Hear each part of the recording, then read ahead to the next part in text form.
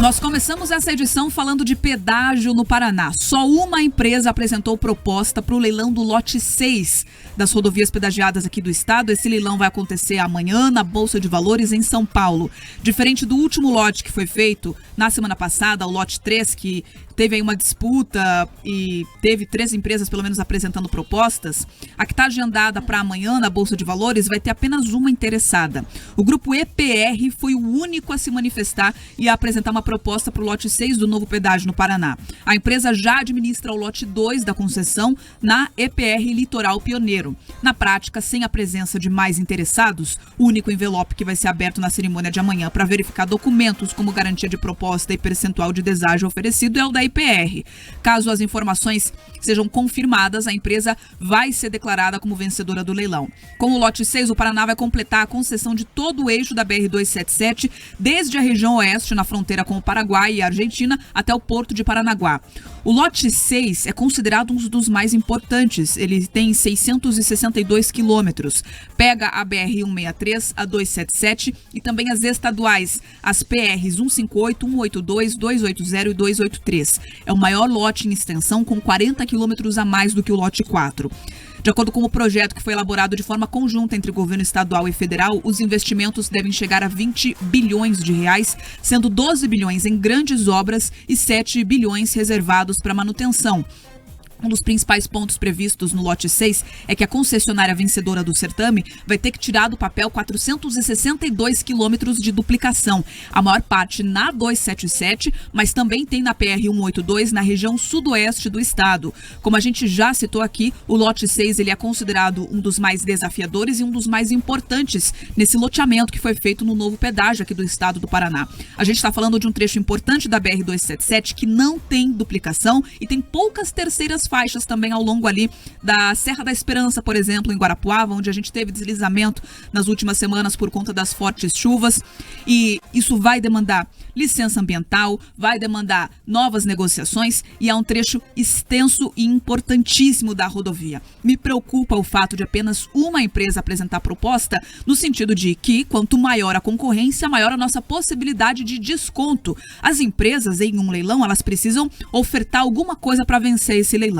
E no caso do pedágio do Paraná, para a gente ser bem generalista aqui e explicar de uma forma simples, a moeda desse leilão, de certa forma, é o desconto que a concessionária apresenta sobre a tarifa que vai ser cobrada para o usuário. Quando a gente tem apenas uma empresa participando, a gente não tem essa concorrência de quem vai dar o lance maior, o desconto maior lá na frente de taxa para o usuário. Então, a própria empresa, como tendo ali uma única carta, um único envelope a ser aberto, vai ter uma possibilidade maior de fazer as negociações ou de apresentar aquilo como bem entende para conduzir esse contrato caso vença de fato esse leilão. É importante ressaltar que tem a fase da abertura dos envelopes, que é o que habilita a empresa a participar desse leilão. Ela precisa estar dentro dos conformes, já conseguiu apresentar essa credibilidade junto ao primeiro lote que venceu, que é o que vai da região aqui de Curitiba até o litoral paranaense. Então, nesse aspecto, não deve enfrentar ali muita dificuldade. É uma empresa que já conseguiu comprovar que tem capacidade para tocar ali o trabalho junto com as rodovias. Mas, da minha parte, Geuliano Pedroso, fica realmente essa preocupação com um lote tão extenso, tão significativo para o interior do estado, a gente ter apenas uma empresa participando e uma chance mais baixa de grandes descontos para quem vai pagar a tarifa lá na frente. Esse é um reflexo óbvio do que a gente está acompanhando no mercado de capitais no Brasil, da insegurança jurídica, da insegurança financeira, da degradação do real frente ao dólar. E por que eu explico e trago esse elemento como relevante? Vamos lembrar aqui, quando eu falei do leilão do lote 3, eu conversei e apresentei para os nossos ouvintes o desafio que já seria a captação de recursos para você conseguir ali alimentar essa série de obras que nós precisamos. No lote 6, esse desafio é ainda maior, ou seja, os fundos que precisam capitalizar tudo isso, eles têm esse aspecto na sua planilha a considerar. Vamos lá, você está enfrentando nos últimos dias uma disparada do dólar. Quando você fala de obra, de infraestrutura, de grandes obras de engenharia, boa parte dos materiais utilizados, cimento, materiais ligados à cadeia do petróleo, enfim, tudo isso sai diretamente da cotação do dólar. Então, é muito desafiador, Bia, você apresentar uma proposta, você apresentar ali algum planejamento para 30 anos, sendo que você não consegue saber quanto a moeda estrangeira estará valendo daqui 6 meses, 3 meses, na próxima semana. A gente acompanhou só nesse mês, né, nos últimos 30 dias, um aumento de mais de 5%. Então, esse é um aspecto desafiador. E mais, você fez um alerta importante nesse momento, que é justamente a pouca concorrência que vai se refletir num desconto menor. A gente acompanhou no lote 3 mais empresas concorrendo, a gente conseguiu um desconto de 26%, pouco mais de 26%, o que é positivo, o que garante que nós, usuários, poderemos pagar menos. Enfim, é muito triste que esse momento econômico, de fato, esteja atrapalhando uma concessão de infraestrutura tão relevante aqui no Paraná. Você trouxe sobre a capacidade da EPR de gerir, espero que eles consigam, de fato, dar conta do lote que eles já venceram e também fazer frente aos desafios de investir, de garantir que tudo funcione muito bem, porque a gente lembra dos transtornos que aconteceram naquele início de concessão. Enfim, agora é aguardar se tudo dará certo para que esse processo seja completado e a gente consiga, de alguma maneira, projetar um sistema de transporte, um sistema viário melhor aqui no estado.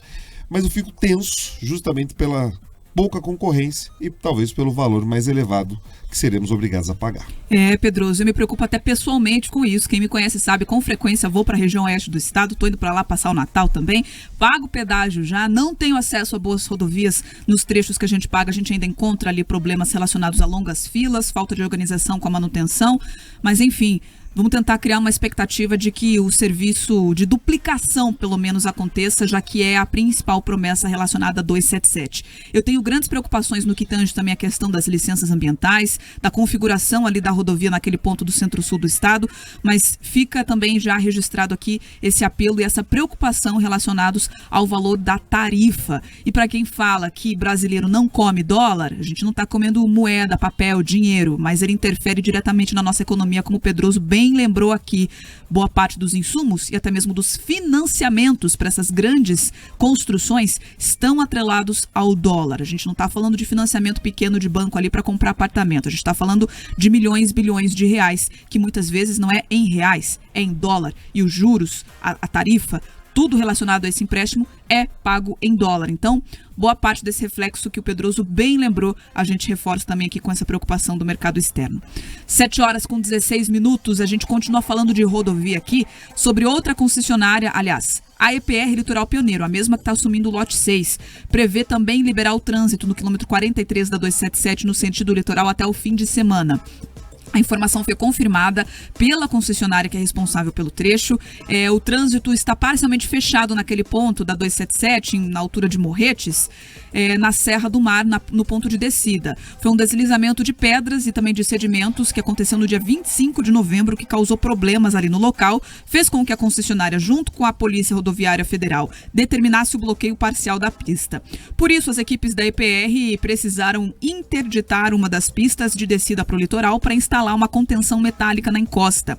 O fluxo de veículos segue pela pista sentido Curitiba, que está em mão dupla. A orientação aos motoristas é que respeitem os limites de velocidade e a sinalização do local.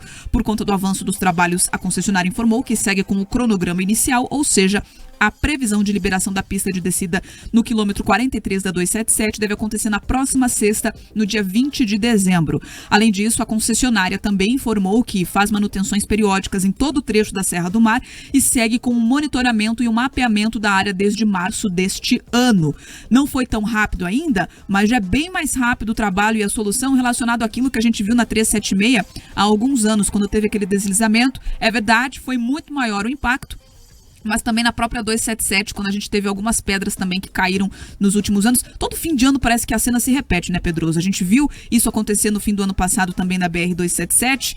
No ano anterior não tinha concessionária, a demora era muito maior para conseguir concluir qualquer coisa, e agora com a concessionária atendendo ali no local, quer reclame ou não as pessoas aqui de terem que pagar o serviço ou de não estarem completamente satisfeitas. Eu também não estou completamente satisfeita aqui, mas preciso ser justa e dizer que pelo menos dessa vez a manutenção está sendo mais eficaz e mais acelerada. A gente precisa garantir um fim de ano com um trânsito tranquilo para a descida no litoral. O ano inteiro precisa ser assim por conta do escoamento da nossa produção, mas no fim de ano é muita demanda. Os turistas vão todos para lá. A gente investiu pesado no litoral paranaense. Precisamos que a estrada consiga levar as pessoas agora para desfrutar de tudo aí que foi plantado nos últimos anos, Pedroso. O que a gente precisa é de previsibilidade. Vamos lá.